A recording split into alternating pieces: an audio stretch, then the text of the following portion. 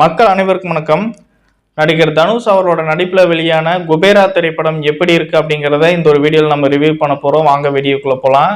படத்தினுடைய கதை என்னன்னா, ஒரே ஒரு லைன்ல சொல்லணும்னா, ஒரு பிச்சைக்காரனா இருக்கக்கூடிய தனுஷ் எப்படி மிகப்பெரிய ஒரு குபேரனா ஆகிறாரு, அதுக்கு அவர் இன்னவெல்லாம் கஷ்டப்படுறாரு அப்படிங்கிறத இந்த படத்தினுடைய கதை. இந்த படம் எதை நோக்கி ஓடுதுன்னா, பிளாக் மணி நோக்கி ஓடுது. கருப்பு பணத்தை நோக்கி இந்த படம் நகர்ந்து செல்லுது.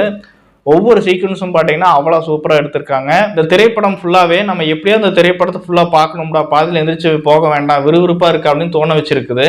அதுக்கு ஒரு முக்கியமான காரணமாக இந்த திரைப்படத்தினுடைய ப்ளஸ் பாயிண்டாக பார்க்கக்கூடிய விஷயம் என்னன்னா, இந்த திரைப்படத்தினுடைய ஓப்பனிங் தான். தனுஷ் அவர்களுடைய ஓப்பனிங் சீன் ரொம்பவுமே பீக் பண்ணியிருக்கு. எல்லாருமே ஆடியன்ஸுக்கும் கண்டிப்பாக பார்க்க வைக்கணும் அப்படிங்கிற ஒரு எண்ணத்தை தூண்டிருக்கு. ஸோ அந்த அளவுக்கு தனுஷ் அவர்கள் ஓப்பனிங் சீன்ல சூப்பராக நடிச்சிருக்காரு. அதே மாதிரி ஃபர்ஸ்ட் ஹாஃபை பொறுத்த வரைக்கும் இந்த திரைப்படத்தினுடைய கதையிலிருந்து யாருமே வெளியே போகலை. எல்லாருமே இந்த கதைப்படி எப்படி கொண்டு வரணுமோ அந்த அளவுக்கு டைரக்டர் சூப்பராக லைனாக கொண்டு வந்திருக்காரு. ஸோ எந்த ஒரு இடத்துலையும் எந்த ஒரு கேரக்டரும் இந்த கதையை விட்டு வெளியே போகலை. தேவையில்லாத காட்சிகள் எதுவும் இல்லை, தேவையில்லாத பாடல்கள் எதுவும் இல்லை, சண்டை காட்சிகள் தேவையில்லாமல் எதுவும் இல்லை.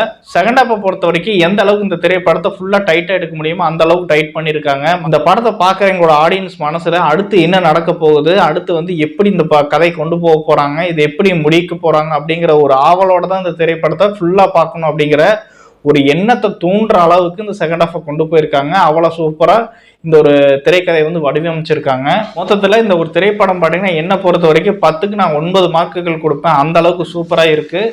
சரி மக்களே, நீங்கள் இந்த திரைப்படத்தை பார்த்துருந்தீங்கன்னா எப்படி இருக்குன்னு கமெண்ட் செக்ஷனில் சொல்லுங்கள். மறக்காமல் இந்த ஒரு வீடியோக்கு லைக் பண்ணிவிட்டு என்னோட சேனல் சப்ஸ்கிரைப் பண்ணுங்கள். நான் மீண்டும் அடுத்த ஒரு டாபிக்கிட்ட உங்களை சந்திக்கிறேன். நன்றி, வணக்கம்.